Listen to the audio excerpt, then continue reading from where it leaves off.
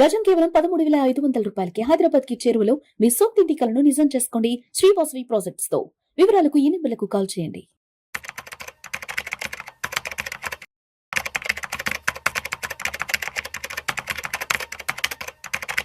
నమస్తే రేవంత్. నమస్తే sir. Welcome to Vishnu talks. Thank you so much for being with Vishnu talks Revanth. Most welcome. So Revanth, ఈ podcast వీడియోలో కాస్త ఎక్స్క్లూజివ్గా చిల్డ్రన్ ఎడ్యుకేషన్కి సంబంధించి మన ఇన్వెస్ట్మెంట్ ప్లాన్ ఎలా ఉండాలి అన్న దాని గురించి కొంచెం డీటెయిల్గా మాట్లాడుకుందాం రేవంత్. షూర్. రేవంత్, మనం స్కూల్కి వెళ్ళే రోజుల్లో, మనం స్కూల్ చదివే రోజుల్లో మన నెలవారీ స్కూల్ ఫీజు 100లో ఉండేది నాకు తెలిసి.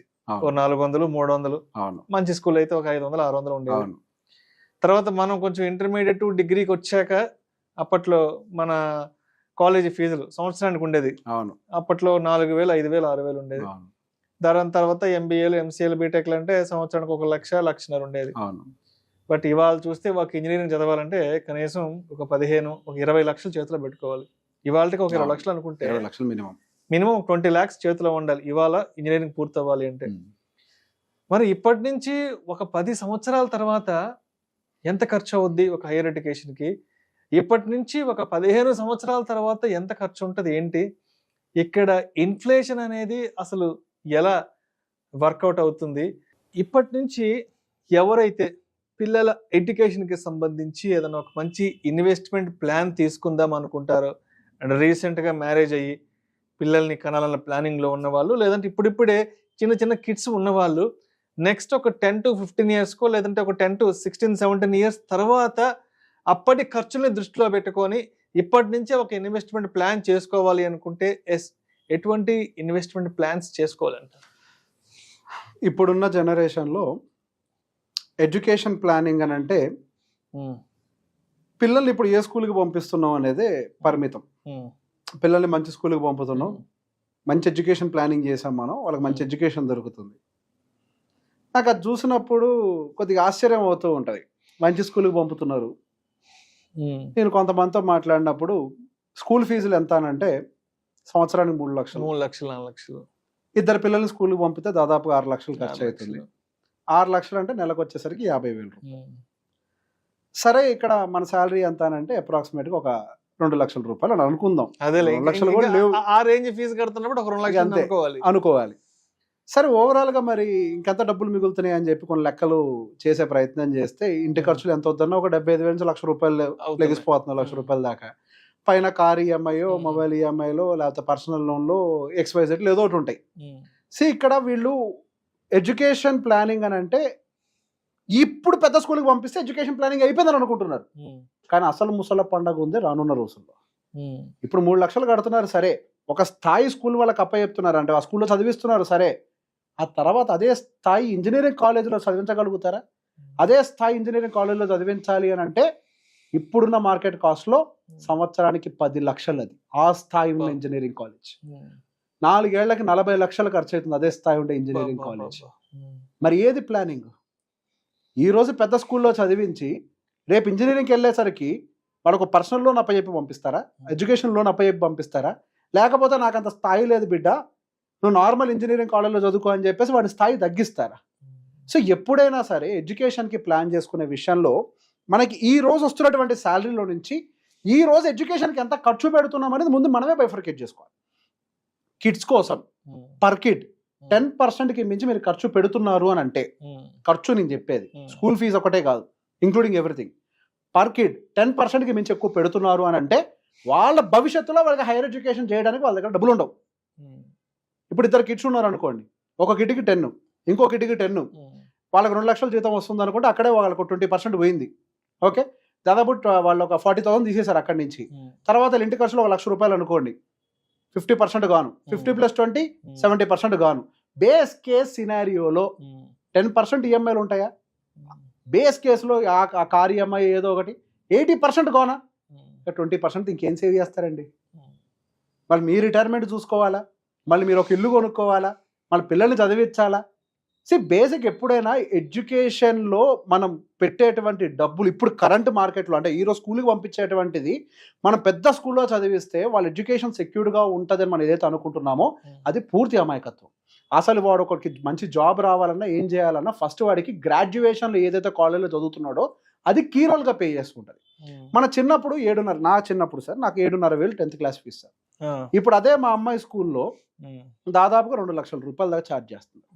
ఎంత ఇన్ఫ్లేషన్ పెరిగింది.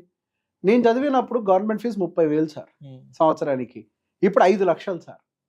ఎంత తేడా వచ్చింది. నా 10th క్లాస్ ఫీజు అప్పట్లో 3,000 4,000 అని మీరు నాకు సీనియర్, మీరు నాకు సీనియర్. ఎస్, ఎంత అంటే మన ఇద్దరికి ఎంత ప్యారిటీ ఉంది చూడండి. మళ్ళీ మన ఇద్దరికి దాదాపుగా 50% ఉంది, 100%. మీది 3 అయితే నాది 7,000, 7,500 దాదాపుగా. మన ఇద్దరికి 100% డిఫరెన్స్ ఉంది. మరి ఈ పిల్లలు ఆ స్థాయికి వెళ్ళే టైంకి ఎంత డిఫరెన్స్ వస్తుంది సార్. ఇప్పుడుండే జనరేషన్ వాళ్ళు పిల్లల్ని పెద్ద స్కూల్లో చేర్పించడానికి వాళ్ళకేదో క్వాలిటీ ఎడ్యుకేషన్ వస్తుందని అసలు రీజనే కాదు. ఇప్పుడు పిల్లల్ని పెద్ద స్కూల్లో వేయటం అనేది ఒక స్టేటస్ సింబల్గా మారింది. నా పిల్లోడు ఈ స్కూల్లో చదువుతున్నాడు అని చెప్పుకోవడం ఒక స్టేటస్ సింబల్గా మారింది. స్టేటస్ సింబల్ కోసం పిల్లల్ని మన స్థాయికి మించిన దాంట్లో వేసి ఫీజులు కడితే ఈ రోజుకి అది పరిమితం అవుతుంది. భవిష్యత్తులో మళ్ళీ వాళ్ళ జీవితం అంధకారంగా మారుతుంది. ఎర్లీ ఏజెస్ నుంచే వాళ్ళ స్కూల్కి ఈ రోజు మీరు నెలకి 10,000 ఖర్చు పెడుతున్నారు అని అంటే భవిష్యత్తులో రాబోయేటువంటి ఎడ్యుకేషన్ కోసం కూడా 10,000 సేవ్ చేయాలి కదా ఈ రోజు నుంచే. మీరు ఇంకొక 10,000 కూడా సేమ్ కిడ్ కోసం సేవ్ చేయగలుగుతున్నారు అని అంటే then effort that big school. దానికి ఒక 10,000 కడితే దీనికి ఒక 10,000 సేవ్ చేయగలుగుతున్నారు అంటేనే. మీరు అది సేవ్ చేయలేకపోతున్నారు వాళ్ళ నెక్స్ట్ ఎడ్యుకేషన్ కోసం అని అంటే you are in a wrong path. పిల్లల ఎడ్యుకేషన్ కోసం మరికొంతమంది చేసే పెద్ద మిస్టేక్స్, ఏదో పాలసీస్ ఉంటాయి, ఎడ్యుకేషన్ పాలసీస్ అని, ఎడ్యుకేషన్ ప్లాన్స్ అని 7% రిటర్న్ ఏదో డెలివరీ చేస్తూ ఉంటాయి. ఎడ్యుకేషన్ ఇన్ఫ్లేషన్ 12 to 15% మధ్యలో పెరుగుతూ ఉంటాయి. ప్రతి ఒక్కళ్ళు ఒకసారి గుర్తు తెచ్చుకోండి. స్కూల్ అప్లికేషన్లో సంతకాలు పెట్టుంటారు కదా, వాడు అక్కడ ఏం రాసుకుంటాడు? స్కూల్ ఫీజు ప్రతి సంవత్సరం 10%తో పెంచుతామని వాడే రాసుంటాడు. 10%తో పెంచుతామని. కొన్ని స్కూల్స్ అయితే 12-13 కూడా రాసేస్తున్నాయి. కొత్తగా జాయిన్ అయ్యే వాడికి ఇన్ఫ్లేషన్కి ఇంత ఎక్కువ ఉంటుంది. ఎడ్యుకేషన్ కాస్ట్ చాలా దారుణంగా పెరిగిపోతుంది. మీకు వచ్చే రిటర్న్ ఎంత పాలసీలో? 7%. అదేమో 14%తో పెరుగుతూ ఉంటుంది. మీకు వచ్చేదేమో 7%. అంటే మీరు -7%లో ఉన్నారు పర్ ఇయర్. మరి మీరు పెట్టే పాలసీ కరెక్టేనా? రెండోది, పిల్లల కోసం అని చెప్పేసి భూములు కొంటారు. అసలు ఇది ఎంత బ్లండర్ మిస్టేక్ అని అంటే, పిల్లల ఎడ్యుకేషన్ మీ భూమి అమ్ముడుపోయేదాకా ఆగుద్దా? అసలు భూమి మీరు అనుకున్న టైంకి అమ్ముడుపోద్దా? కొనేవాడికి భూమి కొనడానికి పెద్ద టైం పట్టదేమో, అమ్మేవాడికి భూమి అమ్మాలి అంటే నరకం కనపడుతుంది. బయ్యర్కి దొరుకుతుంది, సెల్లర్కి బయ్యర్ దొరకడం మళ్ళీ. మరి అదే టైంకి మీ అబ్బాయి ఎడ్యుకేషన్ వచ్చింది, మార్కెట్లో భూమి రేట్ లేదు, భూమి సేల్ కావట్లేదు, ఏం చేస్తారు? అయితే కాలేజీలోకి వెళ్ళి సార్ మా వాడికి భూమి ఉంది, ఈ పట్టా తీసుకొని చదువు చెప్పమని చెప్తారా? లేదు నాన్న నువ్వు 1 సంవత్సరం పోస్ట్ పోన్ చేసుకో, ల్యాండ్ అమ్ముడు పోలేదంటే వడాగలుగుతాడా? అది రాంగ్ ఇన్వెస్ట్మెంటే కదా. నేను చాలా మందితో ఎక్కువ ఆర్గ్యూ చేసేవాడిని. సార్ భూమి ఉంది కదా అప్పుడు అమ్మే చదివిస్తామని అంటే అసలు ఆ టైంకి అమ్ముడు పోతుంది ఎవరు చెప్పారు? అమ్ముడు పోకపోతే పరిస్థితి ఏంటి? రెండు, అసలు భూమి 14%తో పెరుగుతుందని గ్యారంటీ ఉందా? అగ్రికల్చరల్ ల్యాండ్ 7%, మండలంలో ఉండే ల్యాండ్ 9%, జిల్లా హెడ్ క్వార్టర్లో 10%, హైదరాబాద్లో 12% ల్యాండ్ రిటర్న్. మళ్ళీ liquidity concerns, so ruled out. Land investments కూడా రూల్డ్ అవుట్.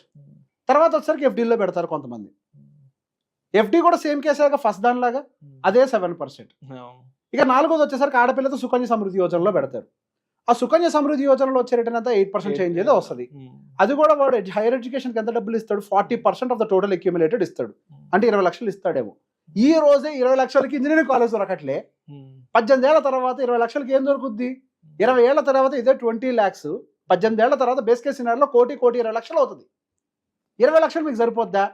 చాలా మంది పేరెంట్స్ గుండెల మీద చేసుకుని ప్రశాంతంగా భరోసాలో ఫీల్ అవుతున్నారు. నేను సుకన్య సమృద్ధి యోజన కడుతున్నా, మా అమ్మాయి సేఫ్ అని.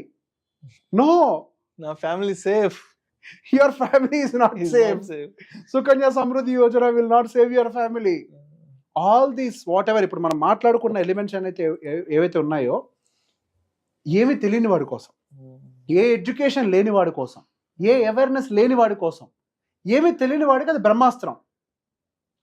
కానీ చదువుకున్న వాళ్ళు కూడా చాలా మంది అదే చేస్తున్నారు. ఇక రెండోది, ఇక మ్యూచువల్ ఫండ్ విషయంలోకి వద్దాం. మ్యూచువల్ ఫండ్ విషయంలోకి వచ్చి, సార్ నేను మా అబ్బాయి ఎడ్యుకేషన్ కోసం SIP చేస్తున్నాను అంటారు. అసలు ఓవరాల్ ఎస్ఐపి ఎంత చేస్తున్నారు సార్ అని అంటే నేను 30,000-40,000 చేస్తున్నాను సార్ అని అంటారు. అసలు 30,000-40,000 ఎస్ఐపి ఓవరాల్ ఎస్ఐపి మీకు ఎట్లా సరిపోతుంది అనుకుంటున్నారు? నేను నా ఎక్సర్సైజ్లో ఒక్కొక్క క్లయింట్ వాళ్ళ టార్గెట్స్ చెప్పినప్పుడు ఎస్ఐపి క్యాలిక్యులేటర్స్తో చేస్తాం కదా, ఓవరాల్గా ఒక 40 years ఏజ్ గ్రూప్ ఉండే వ్యక్తి ఎస్ఐపి నీడెడ్ ఎంత తెలుసా సార్? ₹1,00,000 మంత్లీ ఎక్స్పెన్సెస్ ఈ కేటగిరీ ప్లస్ ఇద్దరు పిల్లల ఎడ్యుకేషన్, ఇద్దరు పిల్లల మ్యారేజ్, మంత్లీ ఎస్ఐపి టార్గెట్ 2.5 లక్షలు వస్తుంది. 2.5 లక్షలు నువ్వు చేసే 30,000 దేనికి సరిపోతాయి? దేనికి సరిపోతాయి? ఒక్కొక్క పిల్లవాడికి 40,000 సుమారుగా నువ్వు ఎస్ఐపి చేయాలి. ఒక్కొక్క పిల్లవాడికి వాడి education plus marriage or settlement అనుకోండి ఇన్స్టెడ్ ఆఫ్ మ్యారేజ్. ఇద్దరు పిల్లలకి నువ్వు 80,000 ఎస్ఐపి చేయాలి. మళ్ళీ రిటైర్మెంట్ కోసం నువ్వు ఎస్ఐపి చేయాలి. 2.5 లక్షలు వస్తుంది సార్ ఒక్కొక్కరికి target. No one can afford that. 2.5 లక్షల ఎస్ఐపిని ఎవరు ఎఫోర్డ్ చేస్తారండి? మరి నువ్వేమో తెలివిగా తీసుకెళ్లి అపార్ట్మెంట్లు కొంటావు, రియల్ ఎస్టేట్లు కొంటావు, అగ్రికల్చరల్ ల్యాండ్లు కొంటావు, ఇంకా తెలివిగా వ్యవహరించి తీసుకెళ్లి పాలసీలు కొంటావు, సుకన్య సమృద్ధి యోజనలు కొంటావు. అవి నీకు సూట్ అవుతున్నాయా? నీ కళలేమో ఆకాశానికి ఉన్నాయి, నువ్వు నిచ్చనేమో ఫస్ట్ ఫ్లోర్కి కూడా ఎట్లే. కనీసం మనం ఒక స్థాయికి 5 ఫ్లోర్ల కన్నా వేసుకోవాలి కదా నిచ్చెన. మరి రిటర్న్స్ని మ్యాచ్ చేయాలి కదా మనము. సూటబిలిటీ ఆఫ్ ద ప్రోడక్ట్ సరిగ్గా లేకపోయినా ఎడ్యుకేషన్ ప్లానింగ్ చేసుకునేటప్పుడు మీరు ఫైనల్గా ఫెయిల్ అయిపోతారు. అప్పుడు ఏం చేస్తారు? మీకుండే రిటైర్మెంట్ కార్పస్ తీసి ఎడ్యుకేషన్ ఫీజు కడతారు. మరి మీరు ఎట్లా బతుకుతారు? నేను ప్రతి ఒక్కరు క్లియర్గా చెప్తాను. మీరు ఇద్దరు పిల్లలు ఉన్నారు అని అంటే మీరు పెట్టే ఇన్వెస్ట్మెంట్స్ని 3 భాగాలు చేయండి. మీరు మీ వైఫ్ ఒక భాగం, పిల్లోడు నెంబర్ 1 ఒక భాగం, పిల్లోడు నెంబర్ 2 ఒక భాగం. ఇంకో భాగం నుంచి ఇంకో డబ్బులకు ఎప్పుడు ఫ్లో కాకూడదు. అందులో ఎంత ఫండ్ ఉందో వాళ్ళంతే వాడుకోవాలి. అండ్ సరిపడా ఎస్ఐపి చేయాలి. మీరు మ్యూచువల్ ఫండ్స్ని టెస్ట్ చేయాల్సిన అవసరం లేదు. Mutual funds already time tested. మీరు టెస్ట్ చేసుకుంటూ కూర్చుంటే ఇక్కడ మీ ఏజ్ అయిపోతుంది. మీ పిల్లల ఎడ్యుకేషన్కి దగ్గర పడిపోతూ ఉంటారు. లాస్ట్ మూమెంట్లో నాకు కాన్ఫిడెన్స్ వచ్చింది అప్పుడు నేను విజృంభిస్తాను అంటే you don't have time. Early age నుంచే ప్రాపర్గా ప్లాన్ చేసుకోవాలి. పిల్లల ఎడ్యుకేషన్కి ఎప్పటి నుంచి ప్లాన్ చేయాలంటే ఫస్ట్ సాలరీ నుంచి ప్లాన్ చేయాలి. ఫస్ట్ సాలరీ నుంచి. మీకు పెళ్ళైందా లేదా సంబంధం లే, పెళ్ళవుద్ది కదా ఒక టైంకి, పిల్లలు పుడతారు కదా, అయిపోద్ది కదా. ఫస్ట్ సాలరీ నుంచే ప్లానింగ్ ఉండాలి. అప్పుడు చిన్న అమౌంట్ ఎస్కేప్ అవుతారు. సో జాబ్ వచ్చిన 22-23 ఏజ్ కంతా స్టార్ట్ అయిపోవాలి. మీరు లేకపోతే మీరు దాన్ని అచీవ్ చేయలేరు ఎప్పటికి లైఫ్ లో. ఎప్పుడో 35-40 అంటే అసలు ప్రాక్టికల్ గా 40 years ఉన్న వాళ్ళు 2.5 lakhs ఎస్ఐపి చేయగలుగుతారు ఇండియాలో? నాట్ పాసిబుల్ కదా. మరి పాసిబుల్ అయ్యేది ఎప్పుడు? ఎర్లీ ఏజెస్ నుంచి ప్లాన్ చేస్తే చిన్న టార్గెట్ ఉంటుంది. అది గట్టిగా ఒక 50,000 టార్గెట్, 70,000 టార్గెట్ ఏదో వస్తుంది, చిన్న టార్గెట్ వస్తుంది. సో ఇక్కడ ఇన్వెస్ట్మెంట్ లో పనిచేసిందంటే టైం. మీరు ఎర్లీగా ప్లాన్ చేసుకున్నారు కాబట్టి ఆ టైం కాంపోనెంట్ అనేది మీకు కుషనింగ్ ఇచ్చింది. ఇప్పుడు మీకు ఆ కుషనింగ్ లేదు. మీకేమో ఏజ్ అయిపోతుంది. మీకు రిటైర్మెంట్ అఫీషియల్ గా డిక్లేర్ చేసి 55. You're already at 40. You hardly have 15 years. మరి ఈ గ్యాప్ లో పిల్లలు చదువులు ఉన్నాయి, మీ రిటైర్మెంట్లు ఉన్నాయి, ఎట్లా ఆర్గనైజ్ చేస్తారు? Right from the first salary you have to plan. జీవితంలో ఎవరితో మాట్లాడటం కష్టం అని అంటే ఆ ఏజ్ గ్రూప్తో మాట్లాడటం మళ్ళీ కష్టం. వాళ్ళు వినరు, వాళ్ళేమో అసలు వినరు. వీళ్ళకేమో అర్థమయ్యే టైంకి వయసు అయిపోయి ఉంటుంది. ఇది మారాలి అని అంటే, ఈ ట్రాప్ నుంచి బయటపడాలి అని అంటే ఎర్లీ ఏజెస్ నుంచి ఒక డిసిప్లిన్ ఎస్టాబ్లిష్ చేయాలి. అట్లీస్ట్ పడ్డవాళ్ళు వాళ్ళ పిల్లలకు నేర్పించాలి ఎలా ఫైనాన్షియల్స్ని మేనేజ్ చేసుకోవాలి. Thank you so much Revanth. ఇప్పుడు ఉన్న ఖర్చుల్ని దృష్టిలో పెట్టుకొని రాబోయే 10 సంవత్సరాల తర్వాత, 15 సంవత్సరాల తర్వాత పిల్లల స్కూల్ ఎడ్యుకేషన్ అనేది ఎంత ఎక్స్పెండిచర్ కాబోతుంది, 10-15 సంవత్సరాల తర్వాత లైఫ్ స్టైల్ ఎక్స్పెన్సెస్ అనేవి ఏ రేంజ్లో పెరగబోతున్నాయి అన్న అంచనాన్ని ముందే వేసుకొని కనుక ఇప్పటి నుంచి ఎర్లీ ఏజ్ నుంచి 22-23 సంవత్సరాల నుంచి కనుక మన ఇన్వెస్ట్మెంట్ స్టార్ట్ చేసుకుంటే రేపన్న రోజు పిల్లలకి ఒక మంచి బంగారు భవిష్యత్తు అయితే ఇవ్వచ్చు అంటారు. Right sir. Thank you sir. Thank you so much. Welcome.